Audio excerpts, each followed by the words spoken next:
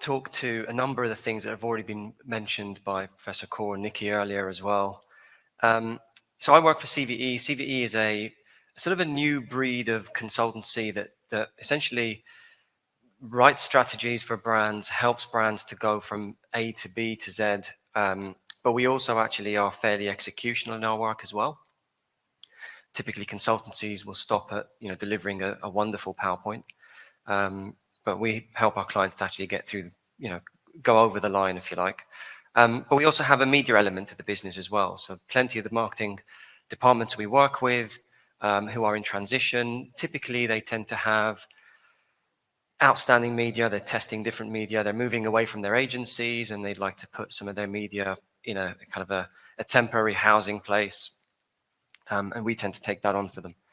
So we'll talk to some of the problems and challenges that exist. What is it when we talk about the modern era? What is it that we're actually talking about? And as I say, some of these were kind of mentioned. I've tried to bucket these into 4 different areas, or 4 different forces, if you like. So we talk about technological. GAFA, if you're not familiar with it, is the acronym now for obviously Google, Apple, Facebook, and Amazon. What astounded me actually was I looked at a statistic is that I think between those 4 companies, their share of global advertising, all advertising, is 50%. So 50% of all advertising in the world goes through them. 75% of digital goes through them. So the reality is that most people here who have some role in any marketing function or even a sales function or a growth function is largely reliant on these 4 companies, which is obviously a risk. It creates risk because Google changed something every few months, and every time they change something, sometimes you don't even know about it. The only way you find out is because your rankings go down. And you've got to just navigate these challenges. Amazon's becoming one of the key places for product discovery. So whereas people ordinarily used Google to search for products, now they actually use Amazon. How familiar are you with the Amazon search engines, search algorithms? Are your products on Amazon? If they're not, they're less likely to be discovered. Web 3.0 also poses some challenges when we talk about things like the metaverse, for instance. How many people here work for companies who are in the metaverse? Probably very few. How many people here work for companies that might need to be in the metaverse in 5 to 10 years? Probably most. Is that true? Is that, is it going to take off? Is it going to be another sort of, flash in the pan? Did Facebook really push it just because their share price went down? Never know. There's obviously the deprecation of cookies. Yes, Google have given us another year, but really, we should be well detached from third-party cookies now and third-party identifiers. How many people here don't use any third-party? How many people in marketing don't use third-party cookies or third-party identifiers? Everyone still does, or no one's in marketing, one of the two. So there, obviously, that's a big change that's coming up. Digitization. So even when we talk about TV, outdoor, that's all becoming digital. And that's obviously a big challenge for some companies. Some of the companies I work with are big multinational brands who have, very historic marketing departments. As Kaur was saying, from the leadership from the top down is still pretty old school in their thinking. It's still very sort of rigid structures. They can't move quickly. They can't change. They can't adapt. And that's a big challenge. Behavioral challenges, they're becoming fairly important. The pandemic that's just passed created big shifts in actual consumer behavior. And whereas at the time we weren't certain if those shifts were going to be permanent, we're seeing now that some of those shifts are actually permanent. Digital viewership, TV viewership's down, people's behavior towards things like Netflix, their subscription, their appetite for subscription has grown. People, I think, are more normalized to subscriptions now. Also, people's research behavior, as I said, they're using Amazon more. Purchase behavior's changed. My mum was doing shopping on Sainsbury's or Tesco's online prior to the pandemic. She would never have thought that she had the capability to do that, but now she does, and that's a big shift. So now for her, that's a normal day-to-day thing. But with that comes, especially for retail brands or people who sell things online, which is actually the majority of brands now, what I like to call the sort of the proliferation of the point of sale. Some time ago, your brand website was probably the place where people bought your stuff, or a handful of shops. But now they buy your stuff from everywhere: social, influencers, a number of different vendors. So you've got to think about all of these touch points. There's obviously a lot of regulatory change. We're very familiar with this, with GDPR, with privacy, consent. It makes identity a lot more difficult. It means that you have to be very careful from a legal perspective. And that's an ongoing topic as well. I think the IAB have just been fined by the Belgian authority, Belgian data authority, because their consent framework was incorrect and it wasn't actually private. So I think it's the end of this month. There's going to be a ruling on that, so that could change everything again. If you have consent frameworks, you might have to change them again. And then there's socioeconomic changes. I think we're all very familiar with what those are, how those are panning out, the uncertainty that creates as much as anything. And it's that uncertainty which really means that companies have to be adaptable. And to the video that was shown actually moments ago was very interesting. Adaptability and managing change is actually change is the only constant from now on. So those are very, very important. But then it also comes down to things like environmental as well. If you're not a sustainable business, you're going to be less appealing to the Gen Zs, the alpha generation now. I've just found out about the alpha generation recently. So, we're moving on back around the alphabet. This all means that digital marketing is evolving faster than ever. So, it's no use talking about you either do digital marketing or not. Digital marketing, if you're not doing digital marketing, realistically, you're not going to be around for that much longer, let's be honest.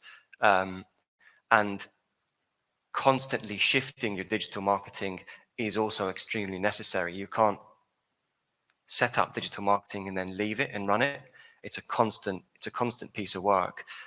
Decision making needs to be done quicker. I started media, I can't even remember, 16, 17 years ago. I started in TV, where we worked 6 months in advance on everything.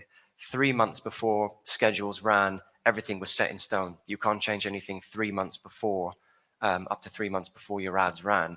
That's just not a reality anymore. Brands have to be reactive.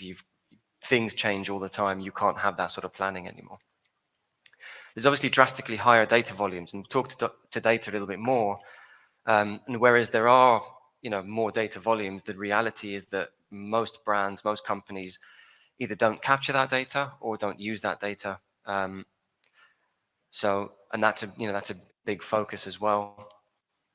And it just means that there's cross-functional agile teams that become critical. I work with a lot of big brands. I also work with a lot of small brands. And a lot of those are sort of multinational brands. So I work with people like Boots, All Green Boots Alliance, with Sainsbury's, with KFC, some big brands in there. And more often than not, you see departments that don't speak to each other. Sales doesn't speak to marketing. Even within marketing, there's a data team that doesn't speak to the tech team, that doesn't speak to the media team, that doesn't speak to the creative team. And these things need to all be actually broken down. And obviously, we touched on the tightening privacy regulations as well. So what does this kind of ladder up to? And no presentation is complete without a nice stock image. So what it sort of ladders up is that with all of these headwinds, the marketing issue is actually that around finding growth in a more complex environment. So Nikki's example actually earlier was very interesting in how she managed to grow business in a complex environment with limited resources. And that's really, I'd be surprised if any marketer doesn't identify that as part of their issue. So how are marketers responding? Well, actually, lots of marketers are responding very well with limited resource. Transformation is definitely on the agenda. So a lot of them are trying to transform marketing, especially sort of more senior marketers. But what does transforming marketing actually give you? So I've tried to sort of think around the benefits, some core benefits of transforming marketing. Not that anyone can, I don't believe anyone can sort of challenge the idea of transforming marketing into a more agile, more sort of more evolved state. But I think transforming marketing allows you to become better at dealing with change. It allows you to become better at managing media investment and getting the most out of your spend. Prior to this role, I worked at Ubiquity as a media auditor, and I was auditing, sums of 100, 200 million pounds a year. And some of the things that I saw in terms of the inefficiency of marketing were, they would baffle you. We have a lot of inefficiency in our industry, sadly, and not enough eyes on how to get better at that. It also makes you better at servicing customers. Servicing customers is actually critical now. User experience, customer journeys, they're more and more important to brand loyalty. So I think I saw a quote, I think it was either Byron Sharp or Mark Ritson who were talking about statistically, I think it was something like 90% of Gen Zs associate good customer service with brand loyalty. So if they don't get good customer service, they're not going to come to you again. So it goes beyond the product. But there's definitely an appetite for change. Marketing departments are changing. Marketers want to change more, and actually what I see is that where that change happens or where that change starts, where the thinking for change starts, is never actually at the very top of the marketing funnel, pyramid. Very often, the people in the kind of boardrooms, the C-suite, they don't as switched on to change as those kind of just below. So marketing directors, for instance, rather than people who sit in boardrooms. 66% of brands are reimagining their marketing models. So lots of them are thinking around how do we future-proof. There's definitely a skills shortage. That's definitely one challenge. I don't know if it's true in Europe. I suspect it is. Certainly in the UK, it's an acute problem, especially in areas like data and technology, because they're fairly new areas. And this is what happens in our industry now. Everything sort of comes up, where the industry was 15 years ago and where it is now, where it was 3 years ago and where it is now are very, very different places. So the industry doesn't actually have time to keep up with that change in terms of skill and the talent pool. But also, and I think this is something that's happened a lot across this pandemic, when the agency brand relationship became really scrutinized because agencies just had to pivot. They had to work a lot quicker. They had to be more nimble. And obviously with the sort of rise of programmatic, and we still talk about the rise of programmatic, and yet, it happened sort of 5-6 years ago. And when actually throughout the presentation, if I mention programmatic, typically I'm speaking about the open landscape rather than closed environments. Facebook, Google, they operate on programmatic naturally, like a RTB bidding system. But when I talk about programmatic, I'm talking about the environment of appearing on news websites with video, etc., etc. Frighteningly, 2 out of 3 brands say they don't have financial or data literacy or transparency.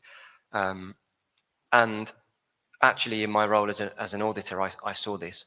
Massive brands that you would have heard of, massive brands like Energizer or Dyson, amongst others, had marketing teams that were extremely small, very stretched, and they just didn't have the experience in terms of advertising. And I make that distinction insofar as most of the people I speak to are marketers, so they're excellent at using all of the marketing systems. They can create a SOS stack, a RACI, the ADA framework, the 5 Ps and the 6 Ps, but very few of them have ever sat at a DSP and actually bought media and transacted media. And actually that's a skill in itself, and it teaches you a lot about what you're buying.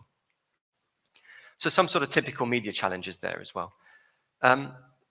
But I think the biggest change for marketing is that focus on data. And it's, I really like this quote because it kind of really speaks to where we are. Marketing without data is like driving with your eyes closed.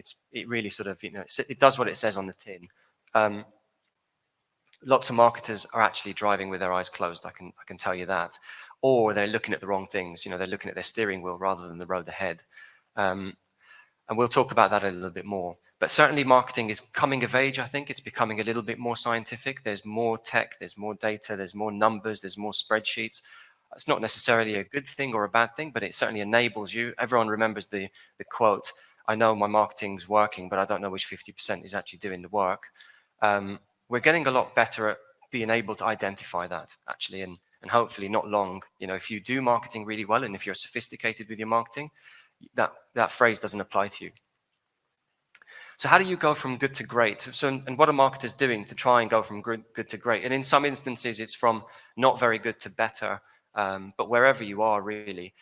Some are kind of shifting budgets. So if they're scared about Google, they might sort of take money out of Google. When the Facebook privacy stuff kicked off, I think a lot of brands boycotted Facebook, maybe for a couple of weeks, and then they switched the tabs back on because Facebook delivers.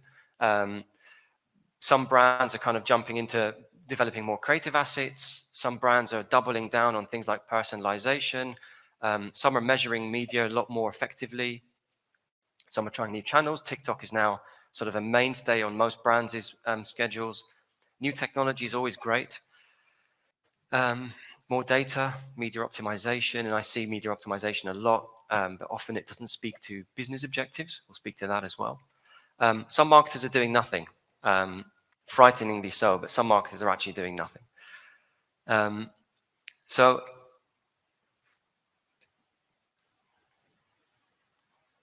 it's actually very, very complex. I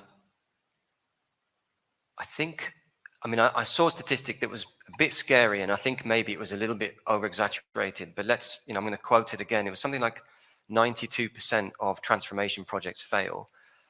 But I think more interesting than that is why they fail. And typically, I think people worry about transformation projects failing because of budgets or time, but actually they fail more often than not because of senior leadership buy-in. There's not enough buy-in. They don't know how to measure the impacts, and actually more often than not, and what I see and what I spend a lot of my time doing with my clients is actually just building the case for transformation. So how do you even go to a CMO or even a CEO or the CFO and say, we need this amount of money to go from here to here, and you're only really going to see a return on that money 2-3 years later, and that's really challenging. So there's some of the challenges associated, and I really like this slide, which is why I put it in there. It's not that relevant, but it's just cute. So it's a complicated process. So what's the solution? Well, for us, how we solve the issues and how we help our clients is to help them create a little bit of structure, and to help them sort of look forwards a little bit. So how do we create structure? So we essentially bucket in 6 pillars. And I think, I don't think these are revolutionary, to be honest. If you sat down and tried to break your marketing output or your marketing operation or your business operation down, you could probably come up with similar types of bucket. But as I say, that's part of our model and how we try and look at the world. Let's talk about these a little bit one by one. So the most interesting thing about this slide is that we genuinely believe it should go from left to right, largely.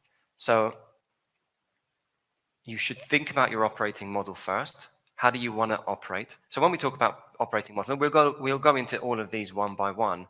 But really it's around whether you in-house, how you structure your teams internally, all of those types of questions. And then I think that really sort of starts to speak to the strategy. What is going to be your marketing strategy, your comm strategy? Oh, apologies.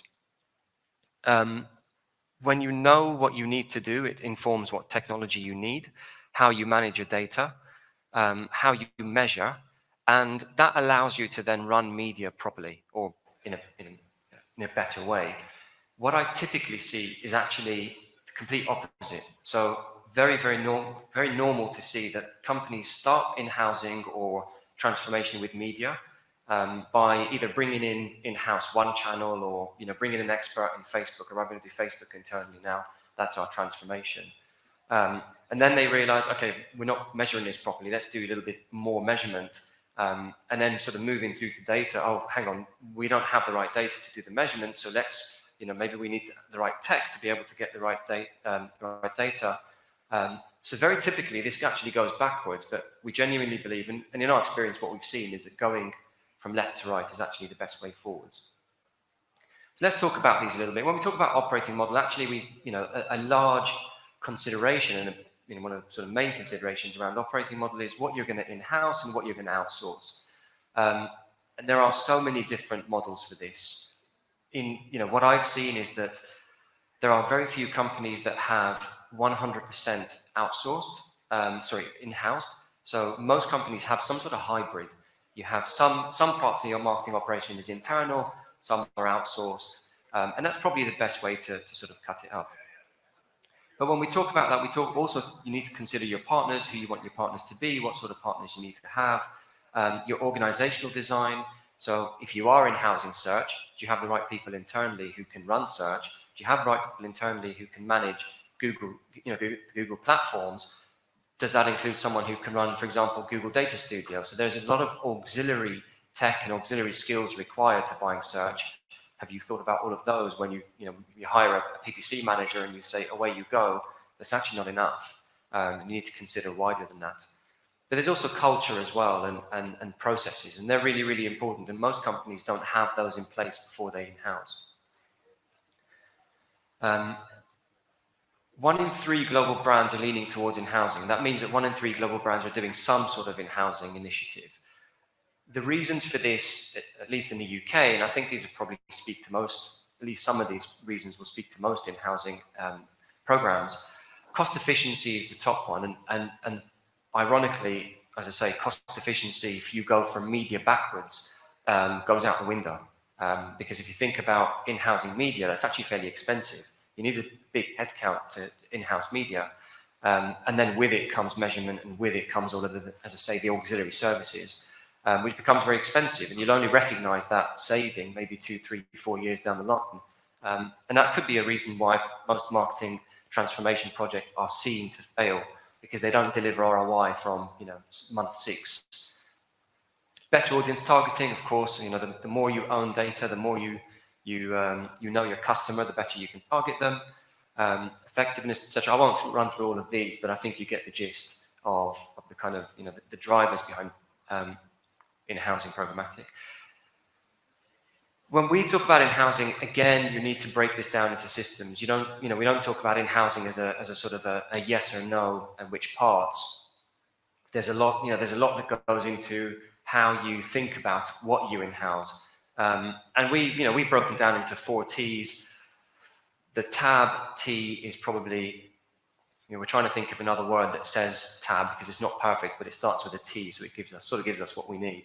But that talks to sort of the costs, what you can expect to save. I'm currently engaged with a client on some of their in-housing sort of challenges, and the big question I'm getting from senior marketers, because their next step is to present essentially the business case for transformation and some of the in-housing to the executive leadership team, of which the CFO is one of the key decision makers. So the CFO doesn't understand, for example, marketing effectiveness or media efficiency. If you go to the CFO and you say, I'm going to move my CTR, my click-through rate from 0.4 to 0.45, that doesn't mean anything to a CFO. And actually probably doesn't mean anything to the business in truth. So there's a certain way that you need to kind of think around these things. Technology, obviously, as I say, what is the necessary technology that you need? The transformation agenda itself, what are you trying to achieve? And every business is going to have a different thing that they're trying to achieve, and transformation is going to look different based on your sector. For example, one of my clients is a travel client. They used to have nearly completely in-house teams. COVID came along, they had to close everything, furlough everyone, and now they've got a marketing team of 3 people, whereas before they had a marketing team of 25. But they're afraid to hire people now because they don't know what's coming around the corner.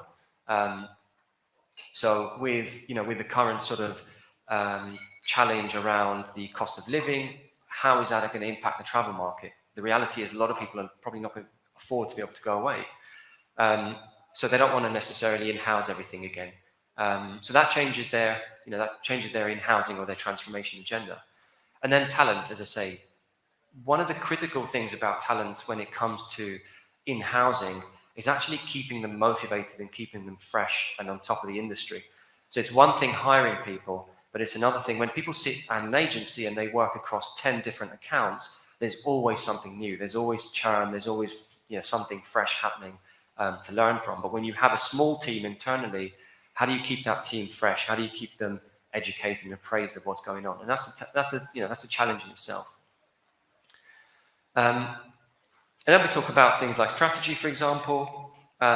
This is things like culture, process, learning. Again, speaking to that, some of your goals and your KPIs. What are you trying to actually achieve? Some of the data as well, but also importantly, this all ladders into your marketing strategy, your comm strategy. So this usually sits with the brand, with the advertiser, because they have the operational and the organizational objectives, and they try and essentially marry up what they do in marketing to what the business needs. And then we move into data, and I'm probably going to speak a little bit more about data, because my genuine belief is that if you're not using data well, forget using data. If you're not using data well, you are doing one of two things. You're either going to shorten the lifespan of your business, or you're not going to maximize what your business can do. And I know that the video previous to this talked about transformation not being rooted in technology, and whereas that's true, because transformation is actually cultural as much as anything else, if you don't have a technological spine, and if you don't have data infrastructure and you don't know what you're doing with your data, your competitors will know what they're doing with their data, and before you know it, your customers won't be your customers anymore. That's how it is now. When we talk about data and what you need to think about, you need to think about your data strategy, your data governance. How do you look after data internally, especially with things like GDPR? If you have data leakage, you could have a lawsuit on your hands. It could cost you literally millions. You have to think about enriching data. So yes, you might be able to acquire some data, but how do you enrich that data? How do you make it more valuable? If I know that this person likes sport and likes going out on Fridays, how do I also find out what brands they buy, what sorts of times during the day they log onto their devices, whether they use an Apple or a Samsung device, for instance. There's also how do you grow your data? Burger King have just a few months ago, launched a loyalty scheme. Obviously, one of the key driving factors behind loyalty schemes is data capture. And you'll be surprised at how much data you need to create something meaningful. So one of my very big clients, it's a global retailer, and within the UK, I think they've got 5 or 6 million people in their loyalty scheme. Now, the interesting thing is what their advertisers want are fairly granular audiences. So I want to know, and I want to target people who have bought this kind of category, let's call it hair care, not something that I buy a lot of. And I need to target people who have bought or purchased or interested in my competitors' products. And when you start with 5 million data records and you go through 2 or 3 different steps, maybe 4 steps of getting the data from A to Facebook, you've actually ended up with an audience pool of maybe 100,000 people. So that's what actually comes with not managing your data properly. There's a way to increase that pool, but that particular challenge we see time and again. So you need a lot of data, and you need to know how to manage that data in order to sort of maximize it. Because people here who have bought media will know that even if you have 100,000 people on Facebook, that one, they're not always going to be around, so you might not capture them. And 2, for an FMCG, 100,000 doesn't really move the needle on the bottom line. And that's really what you need to think about. But you need to familiarize yourselves as well with, what is zero-party data, first-party, second-party, third-party. We've talked about third-party going away.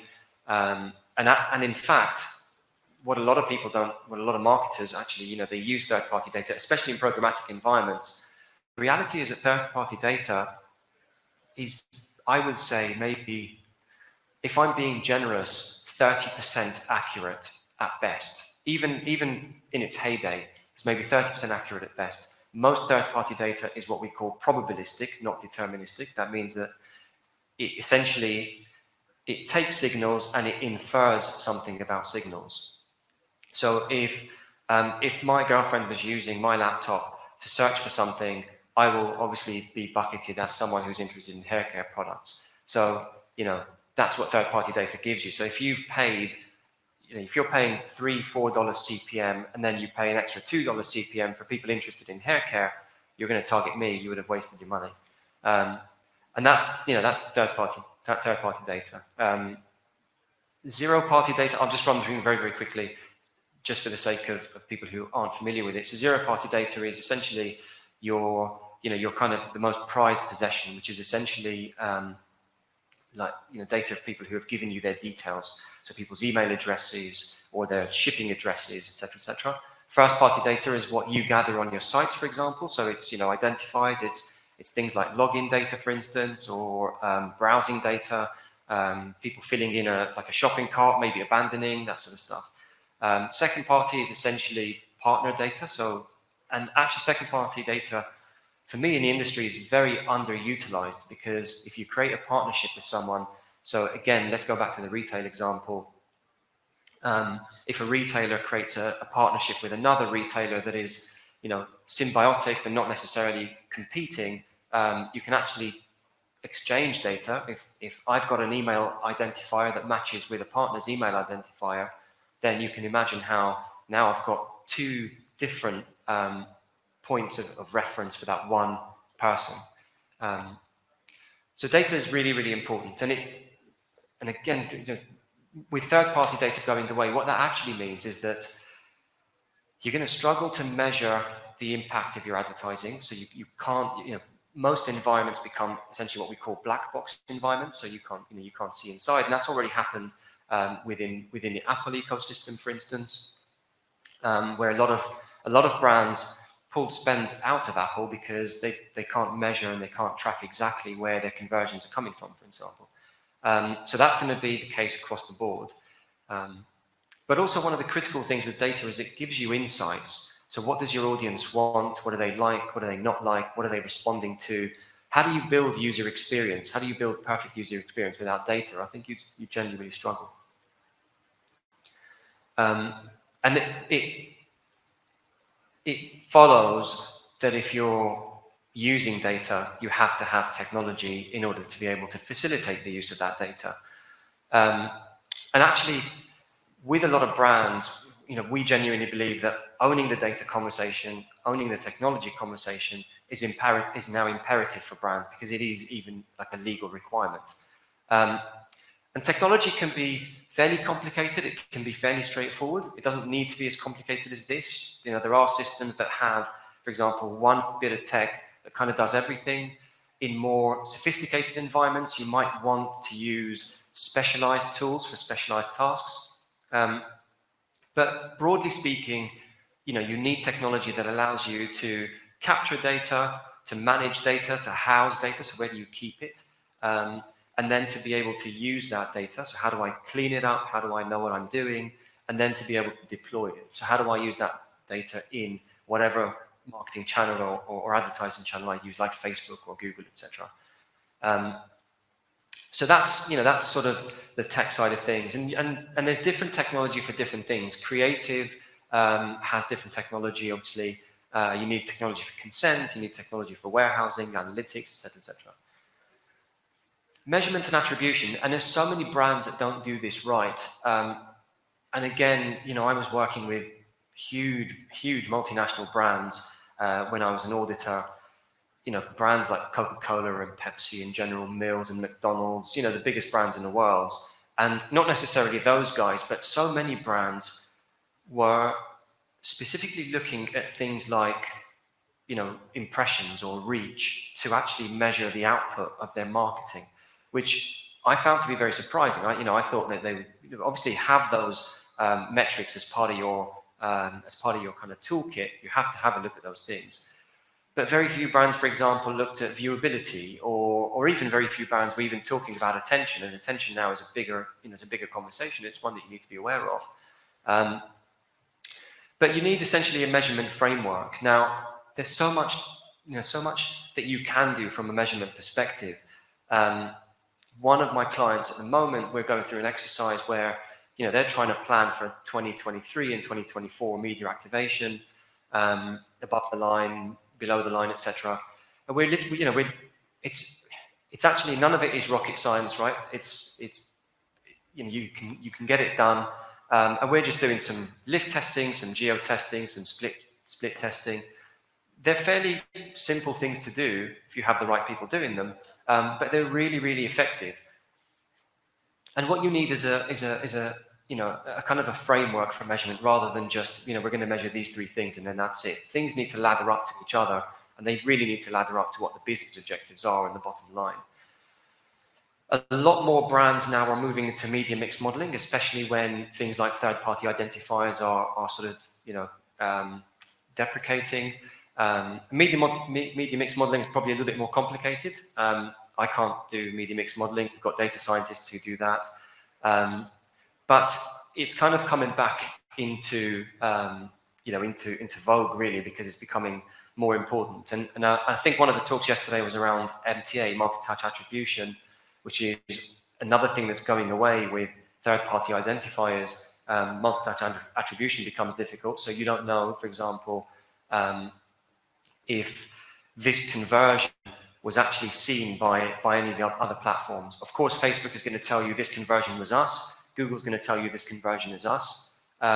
If I ask marketers here, it's probably quite common that, right, I've had 100 conversions in total this month because I know I've got 100 sales, but Facebook tells me they've delivered 80 conversions and Google tells me they've delivered 70 conversions. It doesn't add up. So, they all have different, different ways to measure. So how do you get around that? Things like media mix modeling tell you the impact of your advertising by channel. And then you sort of get through to media. And as I say, for us, media actually is the only part of that chain, those pillars. The first 5 you need to own. You really need to own those 5. Maybe measurement you can sort of outsource to some extent, but you need to have a view on measurement and ensure that measurement ladders up to your business objectives, as I said, rather than platform metrics. Agencies will typically send a report that has, here's our click-through rate, here's our CPM, here's our CPC, rather than kind of any real insights or anything that is meaningful to the business. But media is the only thing that we believe you can actually take a view on, and you don't need to in-house. If you have those other 5 bits in-house, or let's call them 4.5, then media becomes a lot more efficient anyway within the agency space, especially if they're using first-party data. If you've got that governance in place, if the processes are in place, the agency's job becomes perhaps more difficult because they can't get away with just basically buying media and throwing it back at you and here's the report, thank you very much. They've got to be a lot more accountable. But as I say, typically we see brands starting their transformation with media, so the other way around. And really kind of the next gen planning and buying ecosystem and this fairly complex chart, but actually it's not that complex. When you're buying media, you're creating opportunities for first-party data. How many people are capturing that data when you're buying media? I think very few people are, to be honest. Certainly the massive brands I was working with when I was an auditor, they didn't capture any of that data. They bought hundreds of millions of impressions, in some cases literally billions of impressions, but none of it was captured as first-party data. And then, as I say, part of that process goes into either a DMP or a CDP, and we love acronyms in our industry because we like to complicate things. But they're essentially just places where you keep that data. If you're not familiar with the acronyms, a DMP is a data management platform. Again, it's predominantly based on third-party data. So they're struggling at the moment. They're having to reinvent themselves. And a CDP is a customer data platform, a little bit more complex because it's a bit more do it yourself. So you have to have engineers, you have to have media engineers and data engineers, etc. But it's a lot more powerful, and you can shape what that can do. It's like a bespoke system. And then you profile, you have your kind of creative. I'm seeing more and more, which is brilliant to see, but I still don't see enough of it. There's more and more focus on creative. The amount, I would say that 90% of digital ads, not video ads, but let's say display ads have not had much creative thinking. You know, they're literally just, here's a logo, here's a headline, here's an offer, just throw it out there and see what happens. There's very little testing, but it's becoming more important now, especially with conversations around attention and how you kind of start to streamline what you do. You know, for a lot of the massive brands, my genuine belief was less is more. They do so much marketing that they just don't have the chance to measure it properly, to look at it properly. But if they were to kind of slow down a little bit or take marketing in different silos and do these things properly, they might understand a lot more. And as I say, you know, you go through from left to right and it, you know, pretty much speaks to the sophistication of these things. And actually, so one of the things that I didn't include in here, but I'll talk to very, very briefly, what we normally do is we take those 6 pieces and we map them into what we call a sophistication index. Now, our sophistication index has 5 steps, moving from very basic to advanced. And I do have that slide on my laptop, so if anyone wants to see it, please come and grab me and I'll show you. And essentially what we say is, okay, within operating model, those 5 stages, what is the first stage? The first stage in operating model is perhaps having 1 or 2 marketing people in the business who manage an agency and everything is outsourced entirely. So you're relying on the agency, and the agency is pretty much telling you how you should buy media. A slightly more sophisticated model, so let's say level 2, is where you might have channel specialists. So, okay, we've got an agency, but we've taken search and we've got 2 people doing search and everything else is with the agency. And then you have sort of something like level 3, and typically, you know, customers sit at that kind of level 3. We call it defined, which is where essentially you have an idea of where you want to get to. You're trying to get there. You've got a slightly more built-up team internally. Some channels are being done well, but they don't speak to each other. So Facebook doesn't know what Google's doing, doesn't know what programmatic's doing, doesn't know that you're starting TV next year in March, which obviously has an impact. And, you know, that's where that is. And then you've got, again, sort of slightly more sophisticated, we call that strategic, where you have a defined strategy, you know what you do, you know what you're doing. You have sort of bi-directional processes, so everyone's speaking together. Channel specialists, you are managing your agency fairly well, but they're doing some executional stuff for you. And then at the very top of the tree, I don't think I've ever seen a brand, and I don't think I ever will, to be honest, that is 100% complete with their marketing transformation work, and very much because I don't think it's ever complete. I think it's always a work in progress. Next year, there'll be new things that come at us from marketing. The year after, there'll be new things that come at us. And you know, my genuine belief is that marketing is the growth engine for businesses, and everything that happens affects marketing. And that speaks to the fact that in marketing, we've got, you know, the pestle analysis, for example, which shows us that everything, you know, political, societal, environmental, it all impacts a business, and marketing needs to sort of account for all of those things. So one of the brands I worked with, it was KFC actually, was as close as I've seen to what I would call, you know, fully, and actually some areas they weren't, but other areas were, like fully sophisticated marketing. One of the things that they do exceptionally well is they're very good at agile, actually. And I know that I think, I can't remember if it was Nikki that mentioned it, Cor, or you, or that presentation.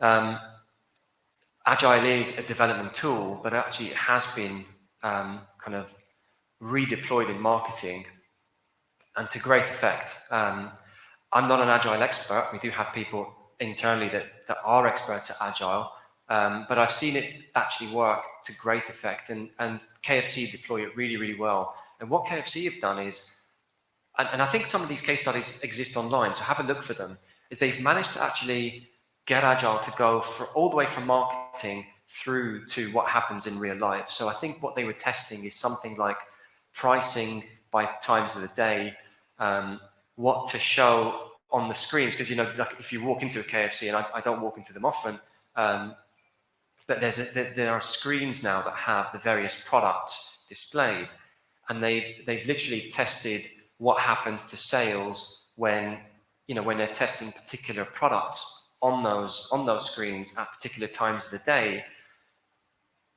They create a sort of a geo boundary around a particular store from a marketing perspective, target mobile devices at particular times of the day, and it's such an interesting and impressive way of testing to see, right, how do we really squeeze the most amount of money out of our marketing. That very much is less is more, because they're not throwing tons of marketing at outdoor and programmatic and Facebook and videos. They're actually being really targeted. This time of day, these products, what does it do when we talk to, and what people see on the screen is actually being considered. So it's really, really interesting. So what we tend to do is, as I say, we go from stage 1 to stage 5 in all of those areas, map out where the clients are, where they want to be, what success and sophistication looks like, and then try and sort of take them there. And as I say, I'm happy to speak to that process a little bit more. Come and grab me at the end. But in terms of some of the key takeaways, I just want to sort of, essentially 3 very, very simple takeaways. Being data-driven is genuinely critical for survival, and perhaps growth. But if you're not data-driven, I don't think you survive in today's marketing world for that long. Unless, of course, you're something like, but even someone like Coca-Cola that is a pure salience brand. And their core mission is just to stay front of mind, and that's what and they do that to great effect. But they still need to think about data, and they're thinking about data all the time. They have probably one of the biggest data banks in the world. So becoming data-driven is critical for survival, especially if you are a non-digitally endemic brand. So most brands that start in digital live in digital. They understand data a lot more. A lot of brands that didn't start in digital, trying to move to become data-driven is a lot more difficult, primarily because of organizational buy-in, because of marketing leadership or organizational leadership not really understanding these things. Don't embark on in-housing without a plan. It's too easy to just hire a Facebook expert or a search expert, or bring programmatic in-house because you think programmatic is actually where probably some of the biggest efficiencies are gained in housing. And I can assure you most agencies buy programmatic pretty badly, and there's all sorts of hidden fees and all sorts of things in those CPMs that you just don't know. I mean, even the agencies don't know about it. But don't embark on it without a plan. Think about the plan. Think about it in terms of those pillars. You don't have to think, those pillars in particular, but be strategic in your approach to them. Think about who's going to run this media, who's going to measure this media. Do we have all of the supplementary tech? So don't do that without a plan. And if you can't figure a plan out, then speak to consultants, bring someone in, bring in an external. Speak to your agency. Some agencies are, they're helpful. They're pro a business evolving. And then the other thing is that organizational design and culture are just as important as tech and data. And it speaks to the point that has raised before, in terms of tech and data are probably centerpieces of marketing transformation, but without the organizational design that goes with them, the correct culture, the correct buy-in, the correct mindsets, it's not going to succeed. In fact, a funny example, I'm working with a very big customer at the moment. He's one of my clients. They have 2 CDPs in the business. Now, CDP, as I say, is a customer data platform, and these can be actually quite expensive. You can easily spend £1 or £2 million a year on a CDP. Now, the point of a CDP is that data from the entire business sits in one place, so that it's aggregated and then used across the business. So it's a great way to bring together everything that a company does. And this is a big company. What their problem is that they currently have 2 CDPs because they have different directors who don't speak to each other, and they have different lines and different bottom lines and different sort of P&Ls. So they've got 2 CDPs, and neither of those CDPs are capturing data from the marketing department. So one of them sits in sales, one of them sits somewhere else in the business, and neither of them are capturing data from marketing. And and that's a structural organizational issue, not a tech issue. But I'm pretty sure that the people who are paying for those CDPs will probably tell you this CDP is not working for me, it's not doing the right things. But that's because it was deployed in an incorrect way. So they're key takeaways. I'll leave you with that. As I say, I've got some more detail on the sort of Sophistication Index that you can come and see me about later. But yeah, feel free to ask some questions. Thank you. Other questions or remarks? What I'm wondering about is you're very good in bringing up problems, a lot of problems, and you gave us a roadmap. So I'm just thinking, going home, one bag full of problems and one bag of a roadmap, and they come to the office on Monday morning, and they put, and how was Amsterdam, and how was the conference? And he said, oh, I haven't seen Amsterdam, of course, because I'm so busy in the conference. I mean, that's just something you have to say. And you call your team together, and we have to be digital. We have to implement it. And we say, yes, yes. And now? It depends who said that. You, here, the audience. But I mean within the organization. In the organization, they come back into the office, and let's say they have some sort of authority, otherwise they wouldn't be here. And they, yes, I believe it, yeah, you have said it. And I know it is difficult, but I have a roadmap. Mm-hmm. What are we going to do now? First get the coffee, of course, but now. First get the coffee. Yeah, it's important. And then start building the business case. So if we do this, what happens? If we don't do this, what happens? And that's very much the starting point. How much does this cost? What can we recognize back if we did it? How much of it do we want to take on to start? What's the starting point? Is it bringing in one channel? If it's bringing in what channel, which channel? How do we do that? If it's a complete transformation, which I don't believe is the best way forwards in most instances, you're not going to transform everything at once. So the first steps are very much building the business case. Firstly, understanding why you're doing this, building the business case, getting buy-in, and building that business case is critical to getting buy-in, and then identifying a starting point, a small starting point, a small step. So I run a podcast actually, and if anyone's interested in speaking, come and talk to me afterwards. And it's essentially speaking to marketers about the day-to-day of transformation work. So there's a lot of theory. Of course, we talk about a lot of theory here, and it's great, come up on stage and lots of slides, and yeah, this is the big picture stuff. But how does it actually happen on the ground? So I speak to marketers about, okay, how do you do this? And building that business case is always the first step.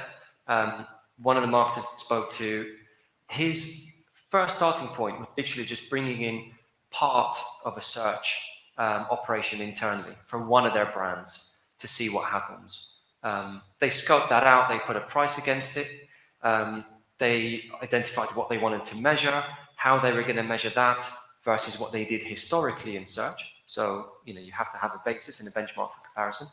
And the numbers were excellent. They had a much better return.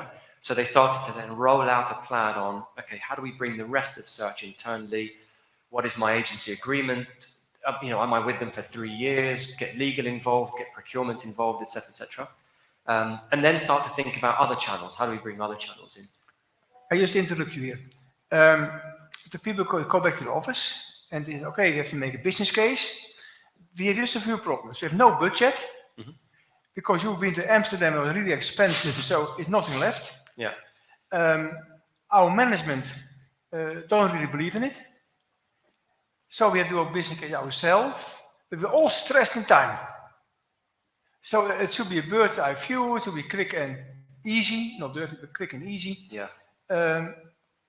That's point one. And point two is, you have to prove it to your senior managers that is the right case. So actually, you need a quick win.